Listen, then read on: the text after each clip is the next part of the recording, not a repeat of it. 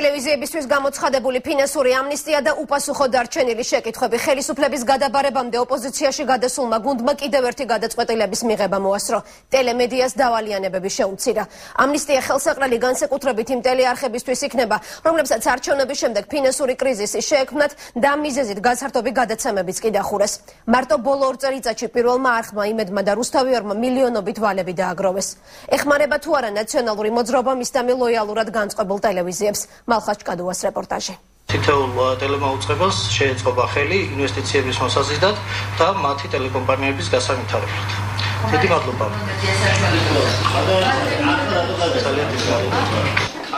ინიციატივის მიღების დროსა და ყველაზე დიდი ვალის მქონე ტელევიზიების შესახებ დასმულ შეკითხვებს მინისტრის მოვალეობის შემსრულებელმა არ უპასუხა. ტელევიზიების დავალიანებების თემა მას შემდეგ გახდა აქტუალური, რაც 2012 წლის ივლისში შემოსავლების სამსახურის ვებგვერდზე კონკრეტული ციფრები გამოქვეყნდა და მალევე გაქრა. ოფიციალური ინფორმაციით 2010 წელს გამოცხადებული ამნისტიის შემდეგ 2012 წლის ივლისის ჩათვლით ტელეიმედმა 14 მილიონამდე სახელმწიფო ვალი დააგროვა. რუსთავიორმა თითქმის 5,5 მილიონი ლარი. საზოგადოებრივმა მაუწყებელმა კი 3 მილიონ ლარზე მეტი. ვალის გადახდას რომ არ ჩქარობდნენ მე-9 არხს, მაშინ საზოგადოებრივი მაუწყებლის სამეთვალყურეო საბჭოს წევრმაც უთხრა. უნდა მოხდეს შეთანხმება მთავრობასთან ასე ვთქვათ დავალიანების დაფარვის სტრუქტურაზე და ბუნებრივია ჩვენ ამ ვალს დავფარავთ. ვალით არ ინტერესდებოდნენ არ შემოსავლების სამსახურში, განსხვავებით მესამე სექტორისგან. საერთაშორისო გამჭვირვალობა საქართველოში ფიქრობენ, რომ ყოფილი მმართველი გუნდი მისადმი ლოიალურად განწყობილი მედიის მიმართ ძველ დამოკიდებულებას ინარჩუნებს. ეკაგი გაურს ინიციატივის სხვა გარემოებაც აფიქრებს. ერთის მხრივ ჩვენ არ ვიცით ხელისუფლება რას აპირებს და არ ვიცით ბოლომდე იბრძოლებს თუ არა ის იმისთვის რომ მასთან დაახლოებულმა პირებმა შეინარჩუნონ ეს ტელეკომპანიები და მეორეს მხრივ ჩვენ სულ ცოტა ხანში შესაძლებელია ყავდეს ახალი მფლობელები ამ ტელეკომპანიების და შეიძლება ეს მათ ინტერესებშიც იყოს. იანთაძისთვისაც დღევანდელი ინიციატივა ნაციონალური მოძრაობისა და ნაციონალური არხების ურთიერთობის არაერთწლიანი პრაქტიკის გაგრძელებაა. ჟურნალისტი ფიქრობს, რომ ოპოზიციაში გადასული ყოფილი მმართველი პარტია ცდილობს, რომ ნაციონალურ არხებს ფინანსური ტვირთი მოუხსნას. როცა ნაციონალურმა მოძრაობამ გამოაცხადა, ის არის ოპოზიციური პარტია, ტელევიზიებმაც გადაწყვიტეს ისე ემოქმედეთ, როგორც ოპოზიციურ პარტიას სჭირდებოდა. ანუ მეტი დებატი, მეტი საგამოძიებო ჟურნალისტიკა, უფრო კრიტიკული საინფორმაციო და ასე შემდეგ. ეხლა ის რასაც თქვენ მეუბნებით, თქვა ფინანსურ ამნისტიასთან დაკავშირებით, აბსოლუტურად ერთიერთზე ჯდება ამ ჩარჩოში. ფინანსური ამნისტია ტელემედიისთვის 2010 წლის აპრილშიც გამოცხადდა. მაშინ ანულირებული 36 მილიონი ლარიდან 25 მილიონი რუსთავიორსა და იმედზე მოდიოდა. საერთაშორისო გამჭვირვალობა საქართველოს მაშინ დასკვნაში წერდა, რომ საგადასახადო ამნისტიამ ხელისუფლების მხარდამჭერ არხებს ბაზარზე ხელსაყრელი მდგომარეობა შეუქმნა. თანთა სულ რამდენიმე წუთის წინ სპეციალური ბლოგი მიუძღვნა საკუთარ ვებგვერდზე საერთაშორისო გამჭვირვალობა საქართველოს, სადაც პრაქტიკულად გამყარებულია მოსაზრება იმასთან დაკავშირებით, რომ ამნისტია სწორედ ორ ნაციონალურ არხს აძლევს ხელს, ეს გახლავთ რუსთავიორი და იმედი, თუმცა საერთაშორისო გამჭვირვალობა საქართველოს მკვლევარები ხაზს უსვამენ, რომ საქართველოში დღითი დღე უფრო მეტად პოლარიზებული ხდება სატელევიზიო სივრცე.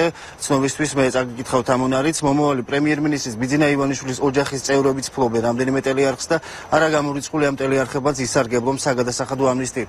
ჩვენ დავუკავშირდით ბუნებრივია მე-9 არხის გენერალურ დირექტორს კახაბეკაოს, რომელმაც თქვა, რომ მე-9 არხი ვერ ისარგებლებს ამ ფინანსური ამნისტიით, იმდენად რამდენადაც მას უბრალოდ დავალიანება არ აქვს სახელმწიფოს ბალანსზე არსებულ ანგარიზე.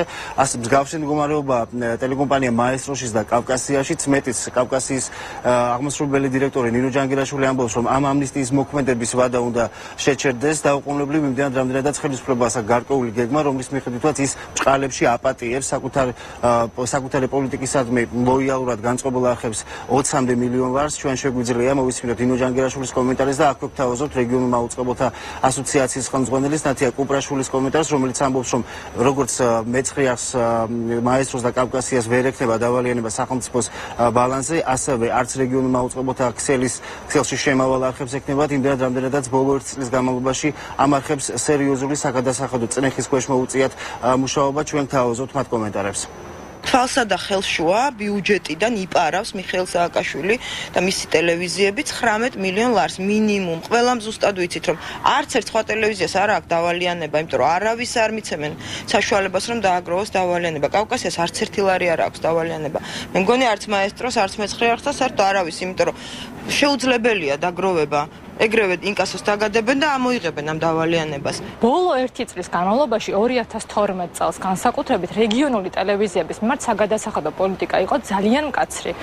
ჩვენ მაგალითად რეგიონულ ტელევიზიებს 10 წლის ლიცენზიის გადასახადი დააკისეს აბსოლუტურად უკანონოდ. თავისთავად ის რომ ივლისის თვეში ჩვენ ნახეთ ვის აქვს დავალიანებები და ორი დღით აისახა ეს შემოსავლების სამსახურის გვერდზე, ცხადს ვისთვის კეთდება ეს ეგრეთ წოდებული ამინისტია, თუმცა ცოტა უცნაური ფორმა აქვს ამინისტიას. თამთა ასევე მედიის წარმომადგენლებისთვის გაურკვეველია თუ რა გზით მოხდება დაგროვილი სანქციებისა და დაგროვილი დავალიანების განულება ამ ტელევიზიებისთვის. წინა შემთხვევის დროს 2010 წლის აპრილში ტელევიზიებს სპეციალური კანონის მეშვეობით, რომელიც პარლამენტმა დაამტკიცა, გაუნულეს ყველა დავალიანება, რაც შეეხება 2012 წლის ახლანდელ მდგომარეობას, როგორც დღეს ფინანსთა მინისტრის მოვალეობის შემსრულებელმა ალექსანდრე ხეთაგურმა განაცხადა, თვითონ ტელევიზიამ უნდა მიმართა შემოსავლების სამსახურს და შემდგომ უკვე ეს სტრუქტურა იფიქრებს იმაზე, ნამდვილად გაუნულებს თუ არა ყველა დავალიანებას მას. გმადლობთ მალხას ტელევიზიების ფინანსურ ამნისტიაზე. მალხას ჩგადუა საუბრობდა პირდაპირ ეთერში.